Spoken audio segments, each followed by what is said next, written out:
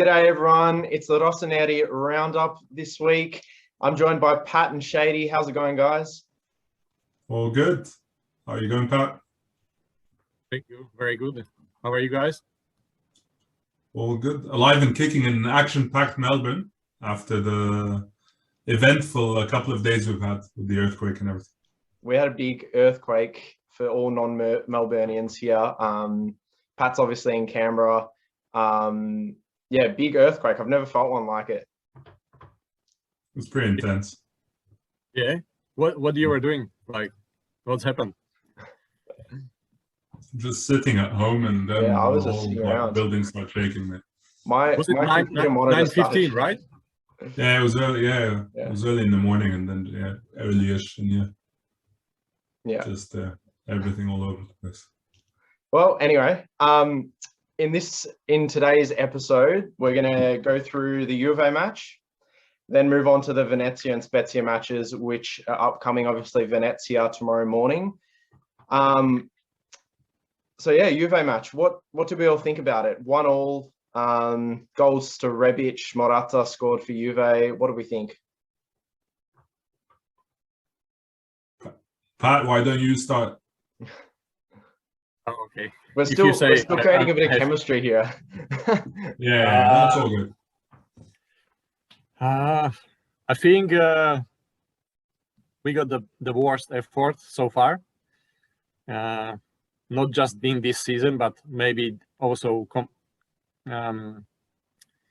with the end of the last season. I would say this was the worst effort that I saw, and then we were lucky because Juve this year is struggling. So I didn't expect though the injuries. They're accumulating dangerously, and it's reminding me the last season, which is not good. Yeah.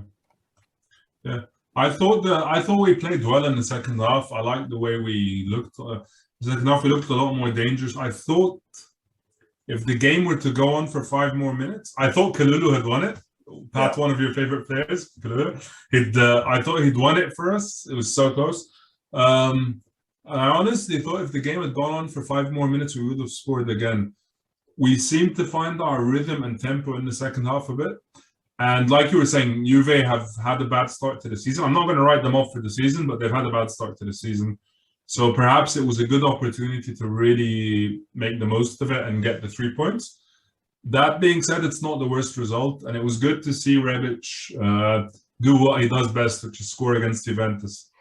I thought it was good. I liked some of the performances. I liked Rebic. I liked Tomori, I liked Tonali, Kalulu was good. The team was good overall. Benasser was good as well when he came on. I thought overall the team was good. And even Leao showed glimpses. There was that one ball when he sprinted on the left wing. And that's the kind of things we want to see from Leao because he's really talented and he's really fast. That's what you want to see from him every game. I think he's slowly improving the season and hopefully he is more consistent. Yeah. I would still say that he's not consistent, but he's becoming more the gap between his good and his bad is becoming less and less. And pretty much it was straight off the start that there was that link-up play between Leao and Diaz that almost, it felt like that was going to lead to a goal. But Rebic's goal, God, that was, that guy's so cold. So good. How good was it? It was like him scoring the goal and then just calming everyone down. Like, we haven't actually won this, let's keep going, steam through. Sadly didn't happen, but it was an interesting game. I thought maybe compared to the Liverpool match, it felt like we went out really hard in that first few minutes, and there was that high press forward. And I guess probably for the first 30, 40 minutes, Juve was just kind of pressing it through and getting us on the counter, and probably that combination of Romagnoli and Kier as the 2 centre backs were kind of being caught out a little bit for being a little bit too slow. So I don't know what do we think about that starting formation of obviously playing the 3 centre backs at the same time? Maybe Shady, you can go. Okay. Yeah, so I think, like you were saying, Romagnoli and Kjaer, possibly not both good players, obviously, and Kjaer obviously has been outstanding.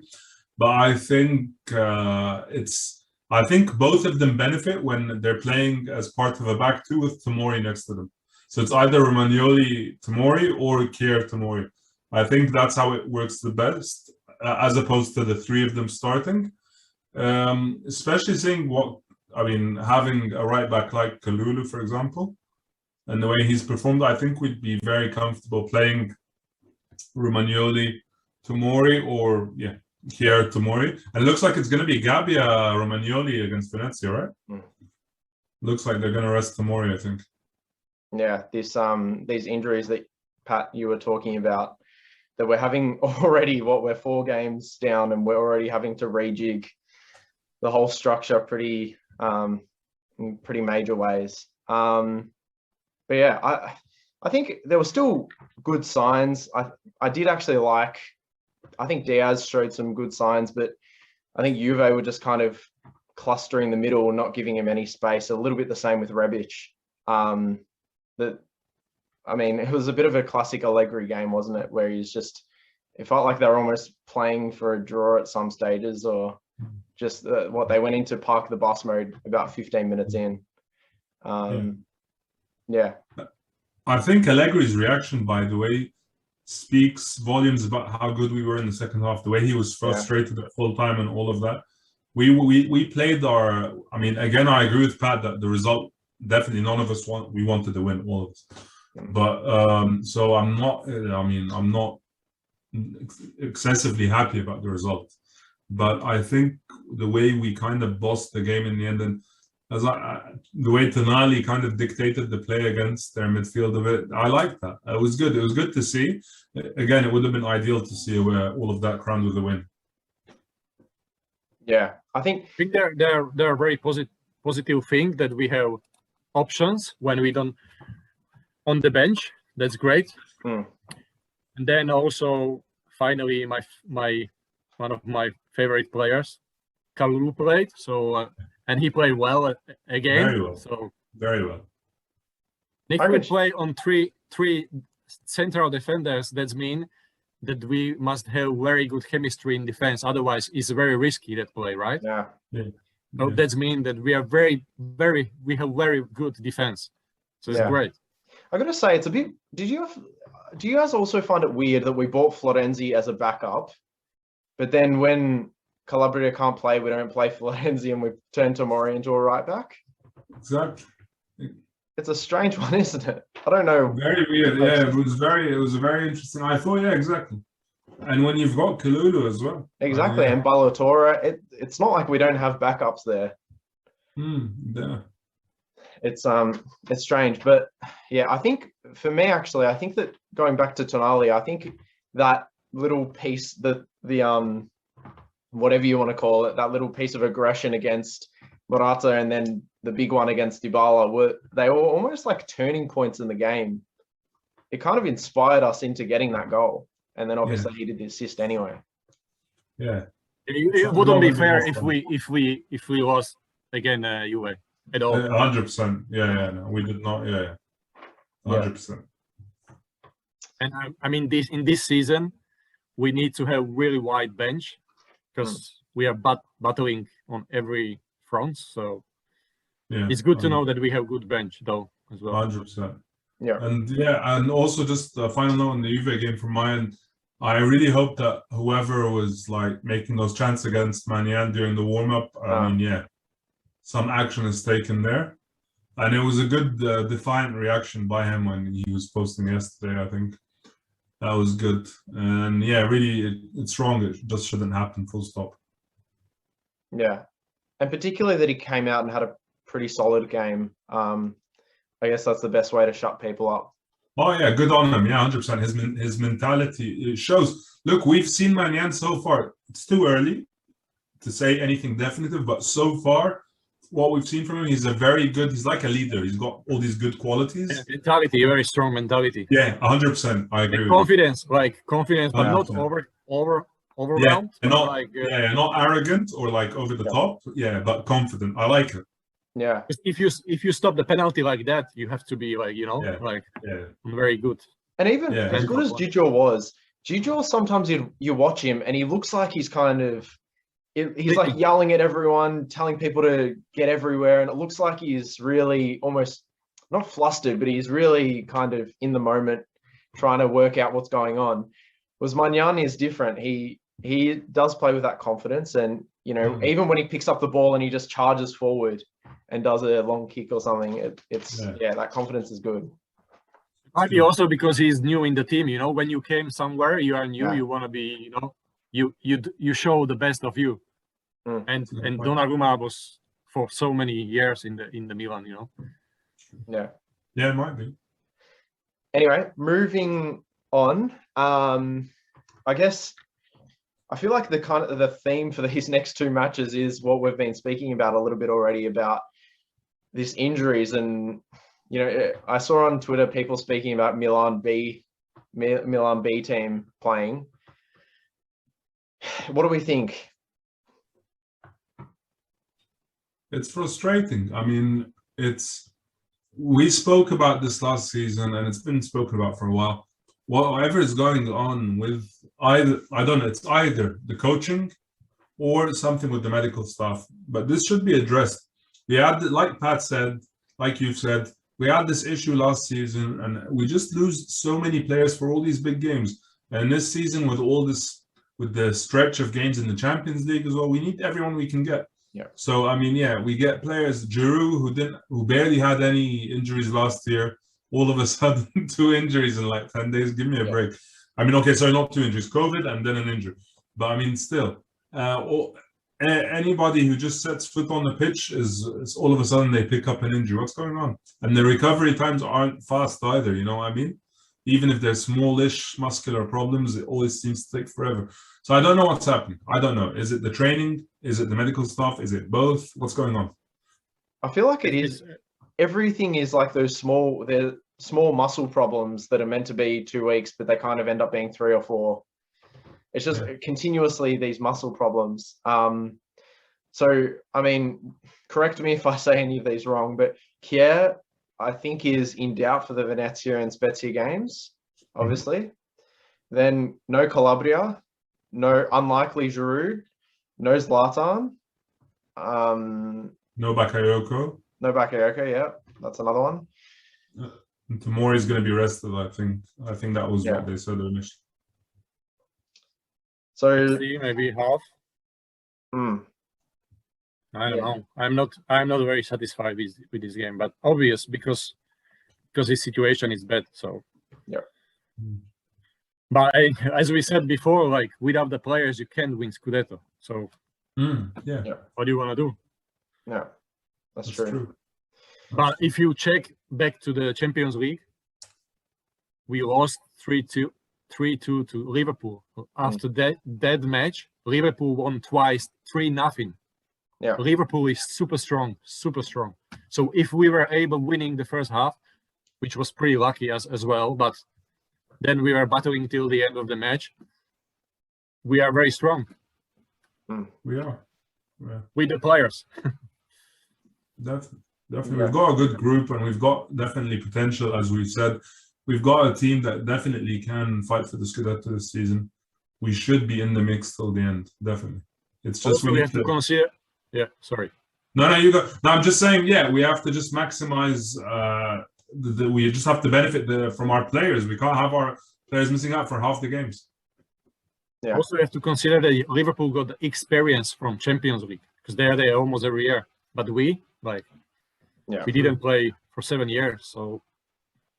And you're right. I think even Diaz is starting to show signs of whether he can. I mean, that he might struggle to play every single game. We're kind of relying on these younger players. Leao, we saw he has had problems with that in the past.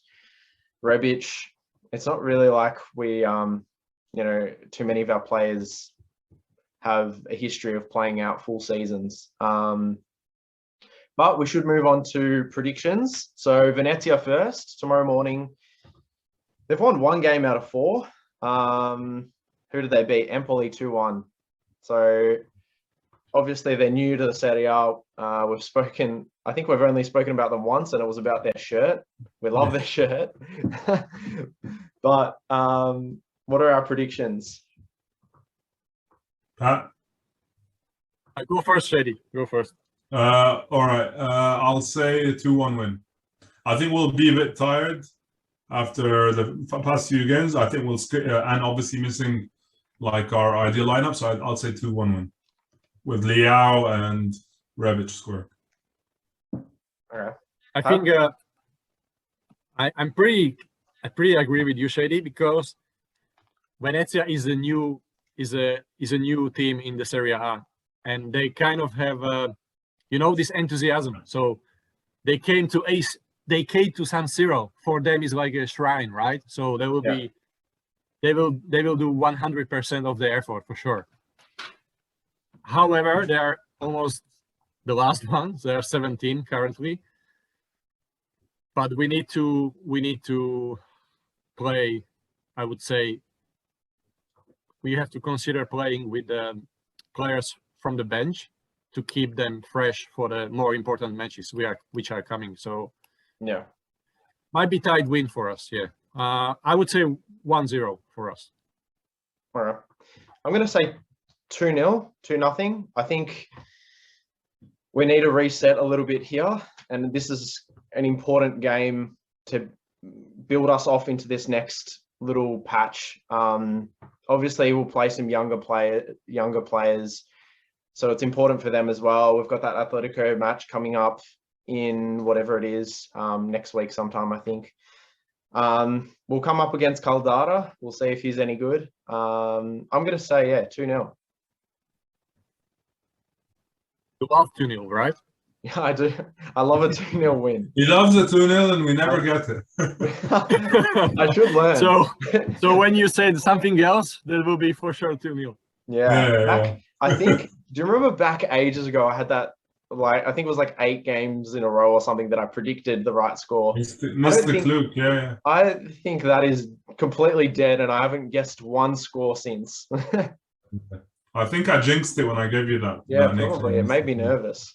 You put the pressure on. Yeah. Anyway, the Spezia game, we won't do a podcast for that one, just because it's a 2-day turnaround. It's probably not worth it. So let's do the predictions for that as well. Okay, you go this time, Pat. I started there. I would say also I will be happy for any win. So 3-0.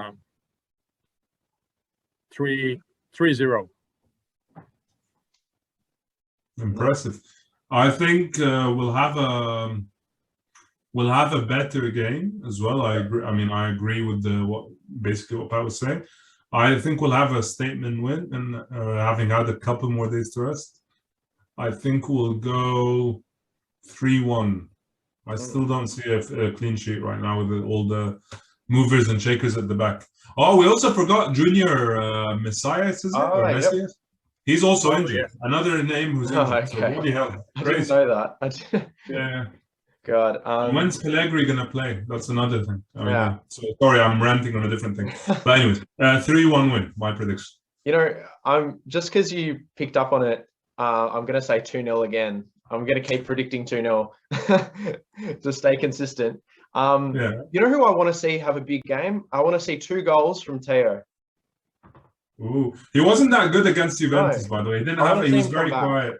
No, he wasn't that good. When you said statement game, it clicked in my head that I want to see him come back and show, because a lot of critics are coming out about his defensive skills, and apparently he's being found out now.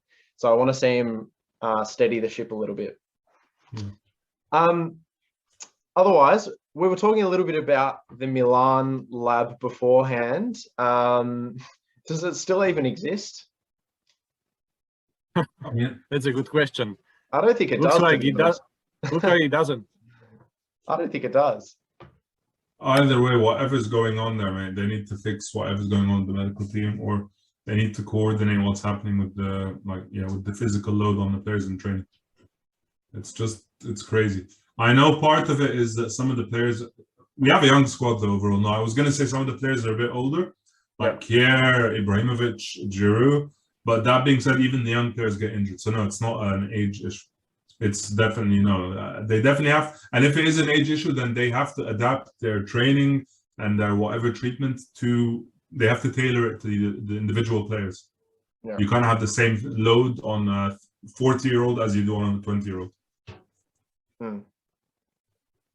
Well, I'm a little bit young to remember the glory days of Milan Lab, but it's kind of credited for that mid-2000s glory time, isn't it? It was one of Silvio's pet projects, definitely. It was one of the things that, that was touted as like world famous. So those were times when we really need strong Milan Lab. Because our average was like 29 or 30 years old. Yeah, we were. I remember when Arsenal knocked us out of the Champions League in 2008. So we won it obviously in 2007. 2008, when we were knocked out of the Champions League by Arsenal, all my friends, I had a couple of Arsenal mates back in Egypt, back home in Egypt. They sent me like jokes like "No country for old men," because our squad was so. Because that film had come out recently as well, "No Country for Old Men" at the time. So they were like, So I remember we had a really oldish squad back then. So how they were able to keep winning. Yeah. I remember that's the. But then you got the Cafu, and he was like with double lungs, Yeah, exactly. Cafu was like 89, and he was just running still. Surely that explains the Junior Messias purchase. Maybe that's why the Milan Lab is kicking back into action. Yeah, maybe. I'd love to see him on the pitch, though. I mean, it's. It's start to look. Even if we take Ronaldo, he will get injured. Probably. Right. Probably, yeah. Probably. Anyway, we should wrap up for this week's podcast. Thank you everyone for listening. Like, follow, subscribe, do all of that. We'll do another podcast before the Atletico match, and hopefully 2 wins coming, 2-0, 2-0, 4 goals to Teo. Let's see it happen. But until then, Forza Milan, and great chatting, guys. Forza Milan, always good talking to you, bud. Always nice to see you.